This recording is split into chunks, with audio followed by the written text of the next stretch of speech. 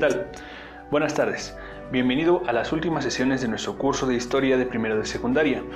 En realidad, en este momento ya no vamos a trabajar, digamos, con temas nuevos. Es importante que ya nos vayamos preparando para el siguiente ciclo escolar. Si has dado una ojeada a tu libro de texto, te habrás dado cuenta que durante el trabajo de la Unión Europea llegamos a la parte final. Y aunque es cierto que vimos muchísimos temas, también hay muchos de ellos que solamente vimos de manera somera o que solamente vimos y no profundizamos en ellos. Independientemente de cuál sea la situación de los temas, lo que vamos a realizar a partir de la clase de hoy es, por así decirlo, una especie de regreso a esos contenidos, que podamos observar qué es lo que hemos ido trabajando, que recordemos algunos lugares y personas importantes y que sobre todo actualicemos más o menos lo que vimos en este curso para que cuando lleguemos a historia de segundo grado no lleguemos en blanco y tengamos noción más o menos de qué es lo que estamos trabajando. Entonces, bueno, yo sé que ya pasaron algunos meses desde que vimos estos temas. Es posible que muchos de ellos, en el momento en que los expliqué, no te hayan quedado muy claros, o que obviamente la explicación haya cambiado por el formato de video, porque estabas en otro momento de tu vida, o porque simplemente tenías una gran carga de trabajo y no lo asimilaste igual. Sin más preámbulos, vamos a apoyarnos de esta pequeña ruleta para poder buscar algunas preguntas que vamos a aplicar a los contenidos de historia de primero de secundaria.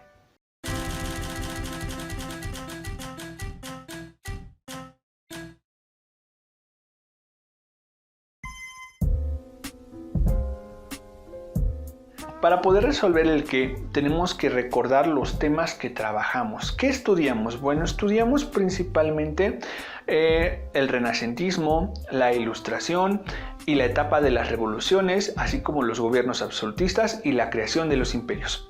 Parecen muchos temas, pero en realidad todos están conjuntos unos con otros. Por una parte, estudiamos los movimientos políticos que surgieron en Europa y por otra parte estudiamos muchas de las tendencias de pensamiento, tanto en forma cultural como en forma económica. Es importante recordar que casi todos estos cambios estuvieron ligados, es decir, que los acontecimientos que sucedieron en un país repercutieron por completo en el otro. Para más información, bueno, puedes tomar el temario de tu libro porque esta es la parte más fácil de localizar. Y si quieres un ejemplo de ello, bueno, solamente recordemos, por ejemplo, que la Revolución Francesa fue una causa directa de las revoluciones de 1848 y de la gran oleada de revoluciones que siguieron después. ¿Qué estudiamos entonces? Algunos temas de importancia, como ya los nombramos, en especial la cuestión de las revoluciones en Europa.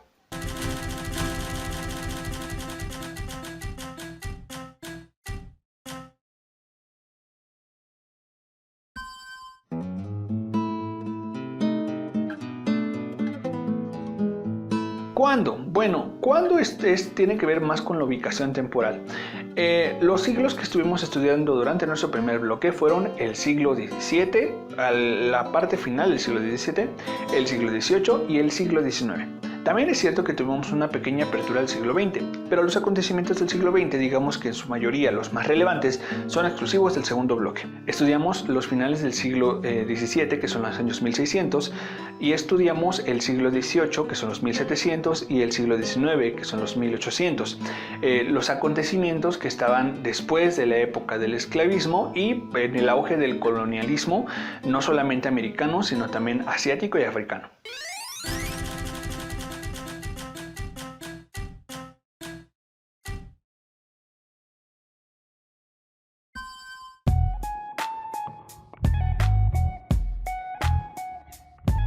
¿Dónde? Principalmente la ubicación de nuestro estudio, de nuestro trabajo del primer bloque estuvo centrada en Europa.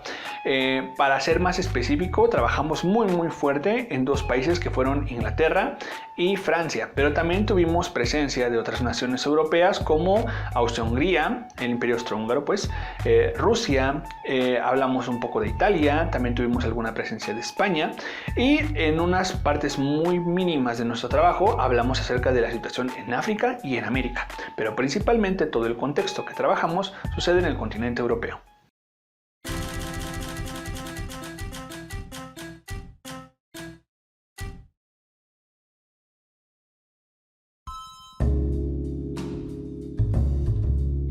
¿Quiénes? Es muy complicado hablar de esta pregunta porque nuestro curso no estuvo enfocado en el estudio de personas específicas. Aunque es cierto que dejamos en algunas ocasiones bibliografías como tareas, fueron más complementarias de las personas claves que estuvieron en el curso de la acción, y no es que nos hayamos centrado exclusivamente en su estudio.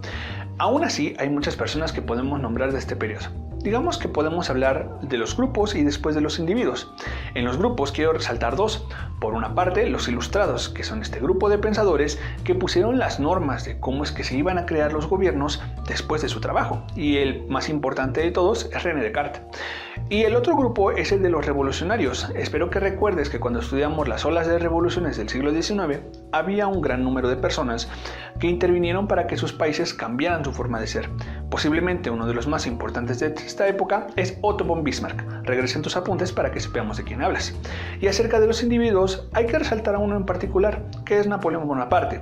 Recuerda que Napoleón fue fundamental en la Francia después de su revolución y que fue una de las personas más importantes de inicios del siglo XIX, ya que logró hacer de Francia un gran imperio y llegó a unificar el territorio y la república y después el imperio, aunque después se cayó a pedazos. Pero sus logros y su importancia lo han convertido en una figura súper relevante para la historia mundial.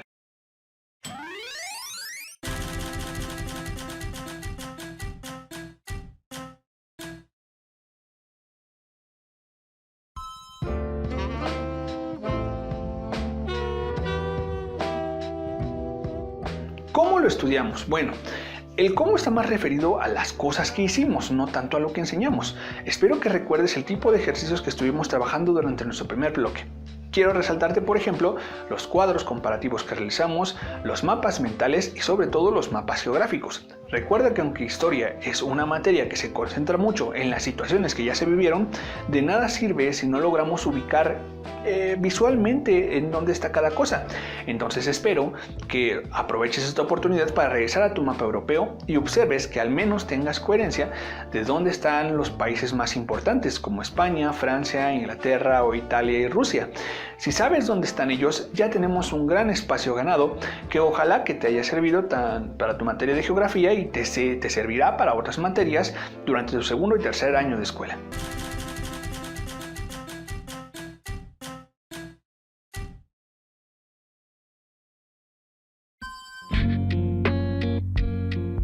¿Por qué? Creo que esta es la pregunta más importante y con esta es la que vamos a cerrar nuestro video. ¿Por qué estudiamos toda esta parte? Bueno, la estudiamos por dos razones. La primera, naturalmente, es porque la historia nos ayuda a entender nuestro presente. Es cierto que tú y yo no somos europeos, pero hablamos español, que es un idioma europeo, y tiene mucho que ver con la situación en la cual se manejó el mundo cuando era eurocentrista, es decir, que parecía que todo provenía de Europa. Algunas de las cosas que estuvimos estudiando ahorita, espero que las hayas identificado en nuestro presente. Por ejemplo, la Declaración de los Derechos Humanos, que es vigente y que surgió durante la Revolución Francesa. O por ejemplo, tal vez cómo es que está conformado el Estado alemán.